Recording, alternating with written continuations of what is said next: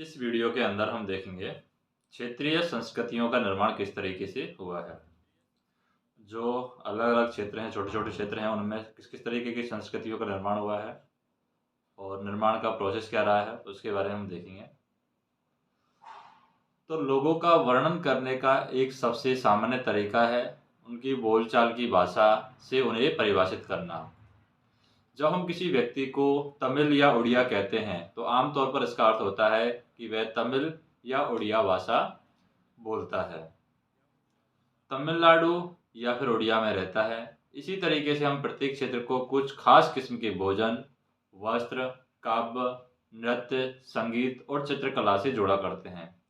कभी-कभी हम इन अस्मिताओं को मानकर चलते हैं और सोचते हैं कि ये युगांतर से अस्तित्व में हैं, किंतु भिन्न-भिन्न क्षेत्रों के बीच विभाजक सीमाओं के बनने में समय की भूमिका रही है, जिन्हें हम आज क्षेत्रीय संस्कृतियाँ समझते हैं। वे समय के साथ-साथ बदली हैं और सच तो यह है कि आज भी वो बदल रही हैं। ये क्षेत्रीय संस्कृतियाँ जटिल प्रक्रिया से विकसित हुई हैं और इस प्रक्रिया के तहत स्थानीय परंपराओं और उपमहाद्वीप के अन्य भागों के विचारों के आदान-प्रदान ने एक दूसरे को यहाँ पर संपन्न बनाया है। जैसा कि हम देखेंगे कि कुछ परंपराएं तो कुछ विशेष क्षेत्रों की अपनी हैं, जबकि कुछ अन्य भिन्न-भिन्न क्षेत्रों में एक समान प्रतीत होती हैं। परंतु इसके अतिरिक्त कुछ अन्य परंपराएं एक खास इलाके के पुराने रीति-रिवाजों से निकली हैं, परंतु अन्य क्षेत्रों में जाकर उन्होंने एक नया रूप यहाँ पर ले लिया है। फिर बात करते हैं चेर और मलयालम भाषा का विकास किस तरीके से हुआ है। चेर और मलयालम भाषा का विकास की प्रोसेस क्या रही है। तो भाषा और क्षेत्र के बीच में अंतः संबंध के एक उदाहरण से अपना विश्लेषण हम प्रारंभ कर सकते हैं कि महोदयपुरम का चेर राज्य प्रायद्वीप के दक्षिण पश्चिम भाग में, जो कि आज के केरल राज्य का एक हिस्सा है, 9वीं शताब्दी में ये स्थापित किया गया था। संभवतः मलयालम भाषा इस इलाके में बोली जाती थी और शासकों ने मलयालम भाषा और लिपि का प्रयोग करके अपने अभिलेख में किया है। वस्तुतः इस भाषा का प्रयोग है उपमहाद्वीप के सरकारी अभिलेख में किसी क्षेत्रीय भाषा के प्रयोग के सबसे पहले उदाहरणों में हमें मिलता है। जैसे मलयालम में रचित आरंभिक केरल का एक अभिलेख यहाँ पर बताया गया है। साथ-साथ यहाँ पर चेर लोगों ने संस्कृत की परंपराओं में भी बहुत कुछ ग्रहण किया है। केरल का मंदिर रंगमंच, जिसकी परंपरा इस युग तक खोजी जा सकती है, संस्कृत के महाकाव्यों पर आधारित संस्कृत के महाकाव्यों पर आधारित था। मलयालम भाषा की पहली सांस्कृतिक कृतियाँ, जो लगभग 12वीं शताब्दी की बताई जाती हैं, प्रत्यक्ष रूप से क्या है? प्रत्यक्ष रूप से संस्कृत की ऋणी है। और यह भी काफ़ी रोचक तथ्य है कि 14वीं शताब्दी का एक ग्रंथ है लीला तिलकम, जो व्याकरण और काव्य शास्त्र विषयक है और मणि प्रमाणल यानी कि मणि प्रवालम शैली में ये लिखा गया है। मणि प्रवालम का शाब्दिक अर्थ होता है हीरा और मूंजा, जो यहाँ दो भाषाओं संस्कृत और क्षेत्रीय भाषा के साथ साथ प्रयोग की ओर अंकित करता है या उसकी ओर संकेत है ये देता है। शासक और धार्मिक परंपराओं की बात करें, जैसे कि जगन्नाथ संप्रदाय है, उसके बारे में बात करते हैं। जगन्नाथी संप्रदाय, तो क्षेत्रीय संस्कृतियों के निर्माण में जगन्नाथी संप्रदाय के बारे में हम अगर बात करें, तो अन्य क्षेत्रों में जैसे कि हम बात करें, ये जो चित्र यहाँ पर बताया गया है, ये बालभद्र, सुभद्रा और जगन्नाथ की लघु मूर्तियाँ तालपत्र की पांडुलिपि हैं, जो कि उड़ीसा से ली गई हैं। तो यहाँ पर हम बात करें कि क्षेत्रीय संस्कृतियाँ क्षेत्रीय धार्मिक परंपराओं से विकसित हुई हैं और इस प्रक्रिया का सर्वोत्तम उदाहरण पुरी, उड़ीसा में जगन्नाथ का संप्रदाय, यानी जगन्नाथ का शाब्दिक अर्थ होता है दुनिया का मालिक, जो विष्णु का पर्यायवाची माना जाता है। आज तक जगन्नाथ की काष्ठ प्रतिमा स्थानीय जनजातीय लोगों के द्वारा बनाई जाती है, जिससे यह तात्पर्य निकलता है कि जगन्नाथ मूलतः एक स्थानीय देवता थे, जिन्हें आगे चलकर विष्णु का रूप यहाँ पर मान लिया गया। 12वीं शताब्दी में गंग वंश के एक अत्यंत प्रतापी राजा अनंत वर्मन ने पुरी में पुरुषोत्तम जगन्नाथ के लिए एक मंदिर बनवाने का निश्चय किया और उसके बाद 1230 में राजा अनंग भीम तृतीय ने अपना राज्य है पुरुषोत्तम जगन्नाथ को अर्पित कर दिया और स्वयं को जगन्नाथ का प्रतिनियुक्त यहाँ पर घोषित कर दिया। और ज्यों-ज्यों इस मंदिर को तीर्थ स्थल यानी कि तीर्थ यात्रा के केंद्र के रूप में महत्व प्राप्त होता गया, सामाजिक और राजनीतिक मामलों में भी इनकी सत्ता बढ़ती गई। जिन्होंने भी उड़ीसा को जीता, जैसे कि मुगल हो गए, मराठे हो गए, अंग्रेज ईस्ट इंडिया कंपनी, सबने इस मंदिर पर अपना नियंत्रण स्थापित करने का प्रयत्न किया। वे सब यह महसूस करते थे कि मंदिर पर नियंत्रण प्राप्त करने से स्थानीय जनता में उसका शासन स्वीकार्य हो जाएगा। तो जगन्नाथपुरी का मंदिर है। राजपूत और शूरवीरता की परंपराओं की अगर हम बात करें, 19वीं शताब्दी में ब्रिटिश लोग उस क्षेत्र को, जहां आज का अधिकांश राजस्थान स्थित है, राजपूताना कहते हैं। और इससे यह समझा जा सकता है कि यह एक ऐसा प्रदेश था जहां केवल और प्रमुख रूप से राजपूत ही रहा करते थे, लेकिन यह बात है आंशिक रूप से ही सत्य है। ऐसे अनेक समूह थे, आज भी हैं, जो उत्तरी और मध्यवर्ती भारत के अनेक क्षेत्रों में अपने आप को राजपूत कहते हैं। यह भी सच है कि राजस्थान में राजपूतों के अलावा अन्य लोग भी रहते थे, तथापि अक्सर यह माना जाता है कि राजपूतों ने राजस्थान को एक विशिष्ट संस्कृति प्रदान की है। ये सांस्कृतिक परंपराएं वहाँ के शासकों के आदर्श और अभिलाषाओं के साथ घनिष्ठता से जुड़ी हुई थी। लगभग 8वीं शताब्दी से आज के राजस्थान के अधिकांश भाग पर विभिन्न परिवार के राजपूत राजाओं का शासन रहा है। पृथ्वीराज एक ऐसा शासक था जो ये शासक ऐसे शूरवीरों के आदर्शों को अपने हृदय में संजोए रखते थे, जिन्होंने रण क्षेत्र में बहादुरी से लड़ते हुए अक्सर मृत्यु का वरण किया है मगर पीठ नहीं दिखाई है। राजपूत शूरवीरों की अगर बात करें, राजपूत शूरवीरों की कहानी काव्य और गीतों में संरक्षित है। ये विशेष रूप से प्रशिक्षित चारण भाटों के द्वारा गाई जाती है। ये काव्य और गीत ऐसे शूरवीरों की स्मृतियों को सुरक्षित रखते हैं और उनसे यह आशा की जाती है कि वे उन जनों को भी उन शूरवीरों का अनुसरण करने के लिए प्रेरित और प्रोत्साहित करेंगे। साधारण जन भी इन कहानियों से आकर्षित होते हैं और इन कहानियों में अक्सर नाटकीय स्थिति, स्वामी भक्ति, मित्रता, प्रेम, शौर्य, क्रोध आदि प्रबल संवेगों का चित्रण यहाँ पर होता था। क्या स्त्रियों को भी इन कहानियों में स्थान प्राप्त था? जी हाँ, कभी कभी ये वे झगड़े के कारण के रूप में विद्यमान हैं। जब पुरुष स्त्रियों को जीतने के लिए या अथवा उनकी रक्षा के लिए आपस में लड़ते थे, तो कहीं कहीं यह भी चित्रित किया गया कि स्त्रियां अपने शूरवीर पतियों का जीवन मरण दोनों में वो अनुसरण करती थी। सती प्रथा यानी विधवाओं के द्वारा अपने मृतक पति के साथ में अपने जीवन का वो त्याग कर देती थी। तो यहाँ पर यह भी बताया गया है कि वो मृतक पति के साथ साथ में अपने जीवन का वो परित्याग कर देती थी। और इसमें हम बात करें कि जो विधवा महिलाएं होती थी, वो मृतक पतियों की चिता पर जिंदा जल जाने की प्रथा का कुछ कहानियों में उल्लेख भी पाया जाता है। इस प्रकार जो लोग शूरवीरता के आदर्श का पालन करते थे, उन्हें अक्सर इस आदर्श के लिए अपने जीवन का बलिदान करना होता था।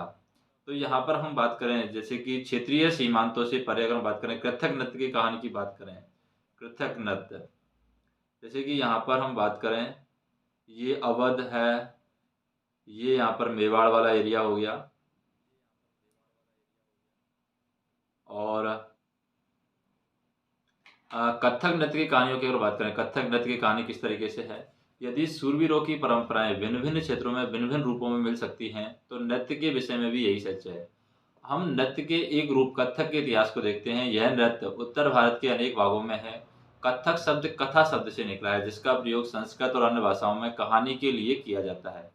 कथक मूल रूप से उत्तर भारत के मंदिरों में कथा यानी कहानी सुनाने वालों की एक जाति थी और ये कथाकार अपने आव भाव और संगीत से अपने कथा वाचन को अलंकृत किया करते थे। 15वीं और 16वीं शताब्दी में भक्ति आंदोलन के प्रसार के साथ साथ कथक एक विशिष्ट नृत्य शैली का रूप धारण करने लगा। राधा कृष्ण के पौराणिक आख्यान कहानियां लोक नाटक के रूप में प्रस्तुत किए जाते थे, जिन्हें यहाँ पर रासलीला कहा जाता था। रासलीला में लोक नृत्य के साथ साथ कथक कलाकार या कथक कथाकार के मूल हाव भाव भी यहाँ पर जुड़े होते थे।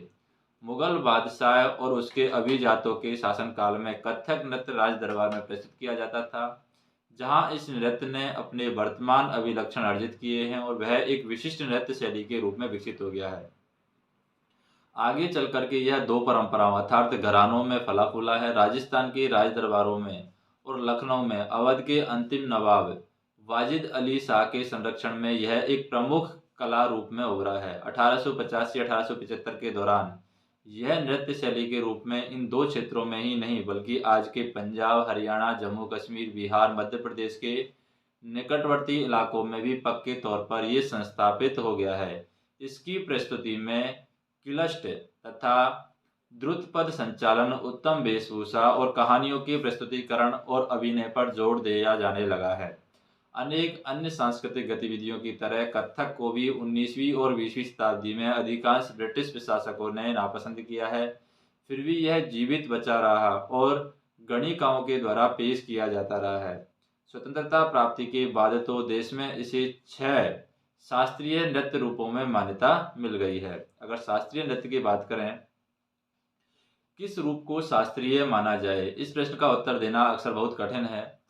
क्या हम उस रूप या शैली को शास्त्रीय कहते हैं जिसका विषय धार्मिक हो, अथवा क्या हम उसे शास्त्रीय इसलिए मानते हैं क्योंकि उसके लिए अत्यधिक कौशल की आवश्यकता होती है, जो कई वर्षों के लंबे प्रशिक्षण से प्राप्त होता है, अथवा यह शास्त्रीय इसलिए है क्योंकि यह निर्धारित नियमों के अनुसार ही प्रदर्शित और प्रस्तुत किया जाता है, इसमें विभिन्नताओं को प्रोत्साहन नहीं दिया जाता। ये ऐसे प्रश्न हैं जिन पर हमें विचार करने की आवश्यकता है। और यह भी स्मरणीय है कि बहुत से ऐसे नृत्य रूपों में जिन्हें लोक नृत्य की श्रेणी में रखा गया है, वे विशिष्टताएं पाई जाती हैं जिन्हें शास्त्रीय रूपों का विशिष्ट लक्षण पाया जाता है। यद्यपि शास्त्रीय विशेषण का प्रयोग उस कला रूपों की श्रेष्ठता का सूचक हो सकता है, फिर भी यह हमेशा शब्दंश शही नहीं होता है। अन्य नृत्य जिन्हें इस समय शास्त्रीय नृत्य माना जाता है, जैसे कि तमिलनाडु में शास्त्रीय नृत्य है, वो माना जाता है भरतनाट्यम को तमिलनाडु का शास्त्रीय नृत्य माना जाता है। केरल का शास्त्रीय नृत्य कथकली है। उड़ीसा का शास्त्रीय नृत्य ओडिसी है। आंध्र प्रदेश का शास्त्रीय नृत्य कुचिपुड़ी है। और मणिपुर का शास्त्रीय नृत्य है मणिपुरी। संरक्षकों के लिए चित्रकला और लघु चित्रों की परंपरा की अगर हम बात करें, जैसे कि शिकार के दौरान आराम करते हुए अकबर का यहाँ पर चित्र है, वो दिखाया गया है, मुगल लघु चित्र है ये। तो संरक्षकों के लिए चित्रकला की अगर हम बात करें, लघु चित्रों की जो परंपरा है वो किस तरीके से बढ़ी है, क्योंकि चित्रों के रूप में इन घटनाओं को दिखाया गया है। एक अन्य परंपरा जो कि हम बात करें रीतियों से विकसित हुई है, वह है लघु चित्रों की परंपरा। लघु चित्र, जैसा कि उसके नाम से ही पता चल रहा है, छोटे आकार के चित्र होते हैं। इन्हें आमतौर पर जल रंगों से कपड़े या कागज पर चित्रित किया जाता है।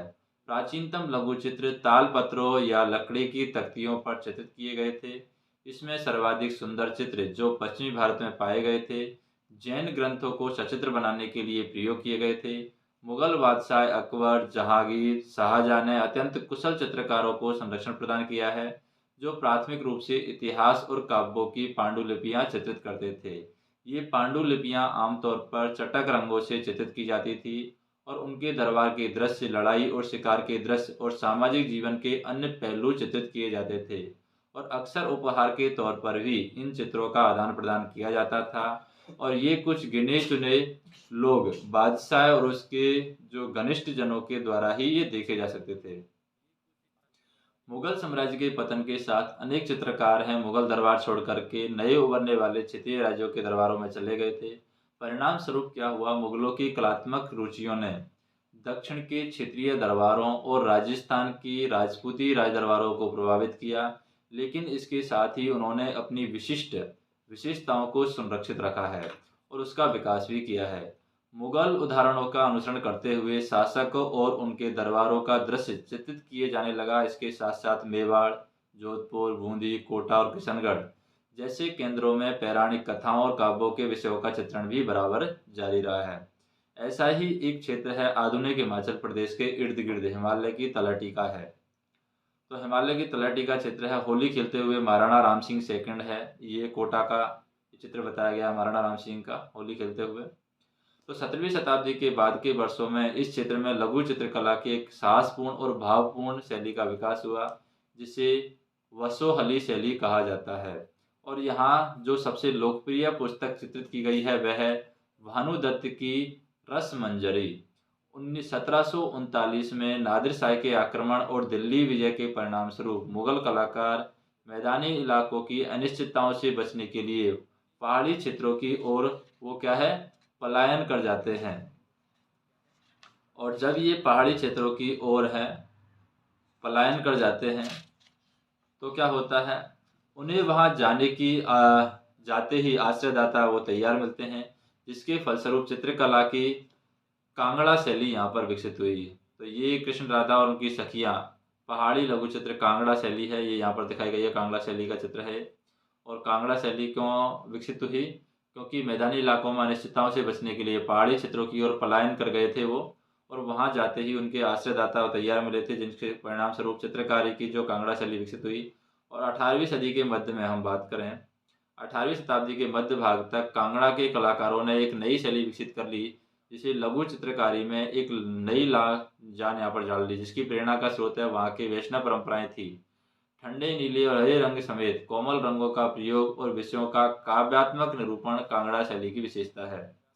अब स्मरण रहे कि साधारण स्त्री पुरुष भी बर्तन, दीवारों, कपड़ों, फर्श आदि पर अपनी कलाकृतियां चित्रित करते थे।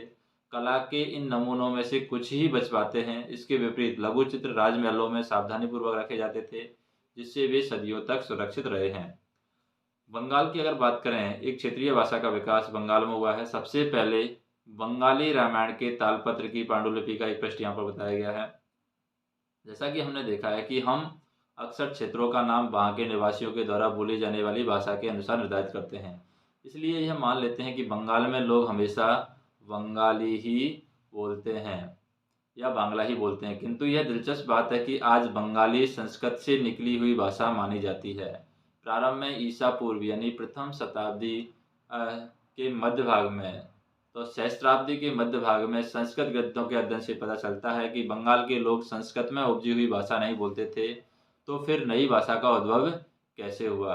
तो ईसा पूर्व चौथी और तीसरी शताब्दी में से बंगाल और मगध यानी दक्षिणी बिहार के बीच वाणिज्यिक संबंध स्थापित होने लगे, जिसके कारण संभवतः संस्कृत का प्रभाव बढ़ता गया होगा। और चौथी शताब्दी के दौरान गुप्त वंशीय शासकों ने उत्तरी बंगला पर अपना राजनीतिक नियंत्रण स्थापित कर लिया था और यहाँ ब्राह्मणों को बसाना शुरू कर दिया, और इस प्रकार गंगा की मध्य घाटी के भाषाई और सांस्कृतिक प्रभाव अधिक प्रबल हो गए थे।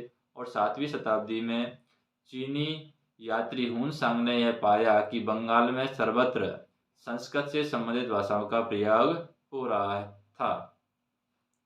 8वीं शताब्दी से पाल शासकों के अंतर्गत एक क्षेत्रीय राज्य का उद्भव हो गया और 14वीं से 16वीं शताब्दी के बीच बंगाल पर सुल्तानों का शासन रहा, जो दिल्ली में स्थित शासकों से स्वतंत्र थे।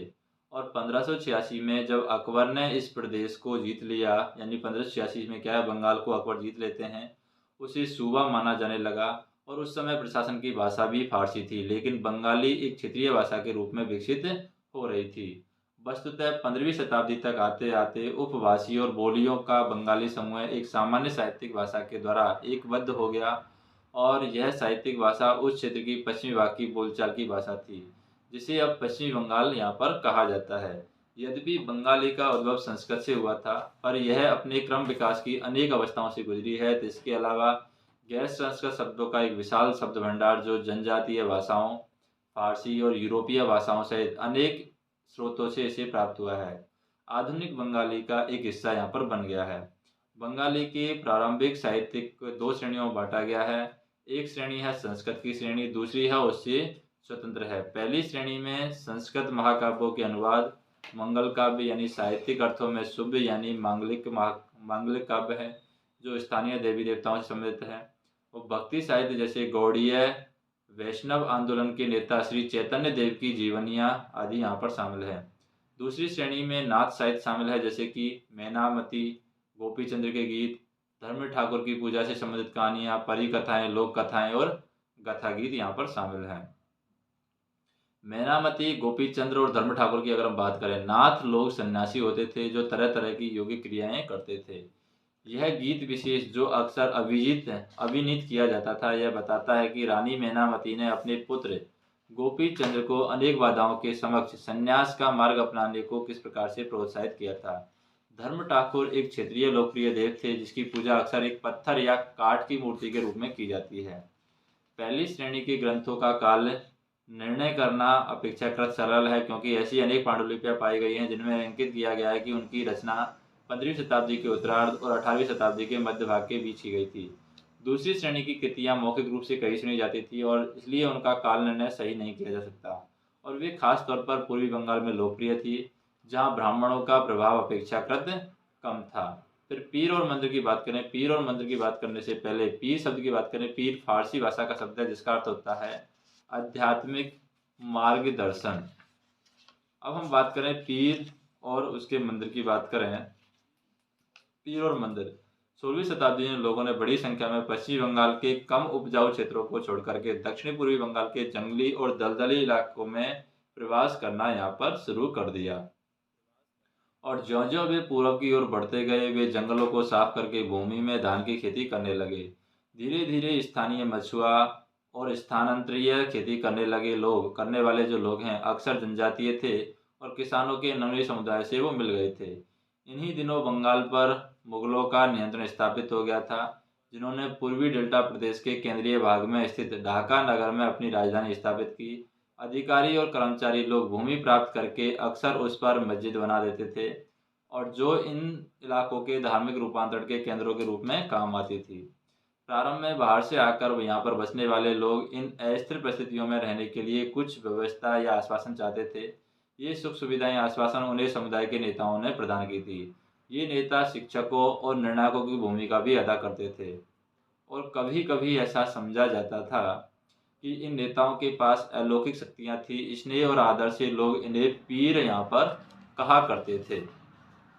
उसके बाद में जीववाद की अगर बात करें, यह मानना कि पेड़ पौधे, जड़ वस्तुएं और प्राकृतिक घटनाओं में भी जीवात्मा है, तो उसे हम कहते हैं जीववाद। इस पीर श्रेणी में संत या सूफी या अन्य धार्मिक महानुभाव, साहसी उपनिवेशी, देवत्व प्राप्त सैनिक एवं योद्धा, विभिन्न हिंदू और बौद्ध देवी देवता, यहाँ तक कि जीवात्माएं भी शामिल हैं। पीरों की पूजा पद्धतियाँ बहुत ही लोकप्रिय हो गई थी और उनकी मंजारें बंगाल में सर्वत्र पाई जाती हैं। बंगाल में 15वीं शताब्दी के बाद वाले वर्षों में मंदिर बनाने का दौर जोरों पर रहा है, जो 19वीं शताब्दी में आकर के समाप्त हो गया है। हमने देखा है कि मंदिर व अन्य धार्मिक भवन अक्सर उन व्यक्तियों या समूह के द्वारा बनाए जाते थे जो शक्तिशाली बन रहे थे। वे इनके माध्यम से अपनी शक्ति और भक्ति भाव का प्रदर्शन करना चाहते थे।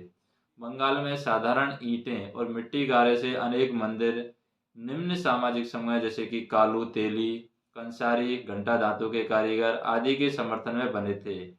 यूरोप की व्यापारिक कंपनियों के आ जाने से नए आर्थिक अवसर पैदा हुए हैं। इन सामाजिक समूह से संबंधित अनेक परिवारों ने इन अवसरों का लाभ उठाया है। जैसे जैसे लोगों की सामाजिक और आर्थिक जो स्थिति है सुधरती गई, उन्होंने इन स्मारकों के निर्माण के माध्यम से अपनी प्रतिष्ठा और परिस्थिति की घोषणा कर दी थी। और जब स्थानीय लोग या स्थानीय देवी देवता जो पहले गांव में छान छप्पर वाली झोपड़ियों में पूजे जाते थे, उनको ब्राह्मणों के द्वारा मान्यता प्रदान की गई और उनकी प्रतिमाएं मंदिरों में स्थापित की जाने लगी। तो यहाँ पर क्षेत्रीय निर्माण की संस्कृतियाँ भी हम देख सकते हैं। और गोपियों के साथ श्री कृष्ण श्यामपुर के मंदिर पर पकी मिट्टी की एक पटिया यहाँ पर विष्णुपुर में दिखाई गई है। तो गोपियों के साथ में श्री कृष्ण श्यामपुर मंदिर में ये पक्की मिट्टी की एक पटिया है जो विष्णुपुर में दिखाई गई है। यहाँ पर इसमें हम देख सकते हैं जो कलाकृति है वो कितनी विशेष रूप से दिखाई गई है। इन मंदिरों की शकल या आकृति बंगाल की जो छप्परदार झोपड़ियों की तरह दो चला या दो छतों वाली या चौचला यानी चार छतों वाली होती थी। और यहाँ पर इनके कारण मंदिरों की स्थापत्य कला में विशिष्ट बंगाली शैली का प्रादुर्भाव हुआ है और अपेक्षाकृत अधिक जटिल चौचलाए यानी चार छतों वाली ढांचे में चार त्रिकोणीय छतें चार दीवारों पर रखी जाती थी जो ऊपर त्रियक रेखा या एक बिंदु तक जाती थी। मंदिर आमतौर पर एक वर्गाकार चबूतरे पर बनाए जाते थे। उनके भीतर भाग में कोई सजावट नहीं होती थी, लेकिन हम बात करें अनेक मंदिरों की बाहरी दीवारें चित्रकारियों, सजावटी टाइल्स व मिट्टी की पट्टियों से सजी होती थी। कुछ मंदिरों में, विशेष रूप से पश्चिमी बंगाल के बांकुरे जिले के विष्णुपुर के मंदिरों में, ऐसी सजावटें अत्यंत उत्कृष्ट कोटि तक पहुंच चुकी थी। हम बात करें मछली का उपयोग है भोजन के रूप में किया जाता था। परंपरागत भोजन संबंधी आदतें आमतौर पर स्थानीय रूप से उपलब्ध खाद्य पदार्थों पर निर्भर करती थी। बंगाल एक नंदीय मैदान है जहाँ मछली और धान की उपज बहुतायत में होती है, इसलिए यह स्वाभाविक है कि इन दोनों वस्तुओं को गरीब बंगालियों की भोजन सूची में भी प्रमुख स्थान प्राप्त है। मछलियाँ पकड़ना वहाँ का प्रमुख धंधा रहा है और बंगाली साहित्य में मछली का स्थान स्थान पर उल्लेख मिलता है। इससे ज़्यादा और क्या होगा। मंदिरों और बौद्ध विहारों की दीवारों पर जो पुट्टी की पट्टियाँ लगी हैं, उनमें भी मछलियों को साफ करते हुए और टोकरियों में भरकर बाजार ले जाते हुए दर्शाया गया है। ब्राह्मणों को सामिस भोजन करने की अनुमति नहीं थी, लेकिन स्थानीय आहार में मछली की लोकप्रियता को देखते हुए ब्राह्मण धर्म के विशेषज्ञों ने बंगाली ब्राह्मणों के लिए इस निषेध में ढील दे दी है। और बृहद्धर्म ब्राह्मण या बृहद्धर्म पुराण, जो बंगाल में रचित 13वीं शताब्दी का संस्कृत ग्रंथ है, इसने स्थानीय ब्राह्मणों को कुछ खास किस्मों की मछली खाने की यहाँ पर अनुमति दी है। तो यहाँ पर विशाल लक्ष्मी मंदिर से पकी मिट्टी का एक फलक आराम बाग में यहाँ पर दिखाया गया है। घरेलू उपयोग के लिए मछली तैयार करते हुए यहाँ पर दिखाया गया है। उसी समय यूरोप में राष्ट्र राज्यों के उदय की अगर हम बात करें, 18वीं शताब्दी के अंत तक यूरोप के लोग स्वयं को एक साम्राज्य जैसे कि ऑस्ट्रिया हंगरी साम्राज्य की प्रजा या किसी अन्य चर्च जैसे कि यूनानी रूढ़िवादी चर्च के सदस्य मानते थे। परंतु 18वीं शताब्दी के अंतिम दशकों में लोग स्वयं को एक ऐसे समुदाय के सदस्य के रूप में भी पहचानने लगे जो एक भाषा जैसे कि फ्रेंच या जर्मनी बोलते हो। प्रारंभिक 19वीं शताब्दी में रोमानिया में विद्यालयी पाठ्य पुस्तक ग्रीक के स्थान पर रोमानिया में लिखी जाने लगी। हंगरी में लैटिन के स्थान पर हंगेरियन को राजभाषा के रूप में अपनाया गया। और यह इसी प्रकार अन्य प्रक्रियाओं में लोगों को यह बोध कराया गया कि प्रत्येक भाषी समुदाय एक अलग राष्ट्र था। और 19वीं शताब्दी के अंतिम दशकों में इटली और जर्मनी के एकीकरण के लिए हुए आंदोलनों ने इस भावना को और ज़्यादा बल प्रदान किया है।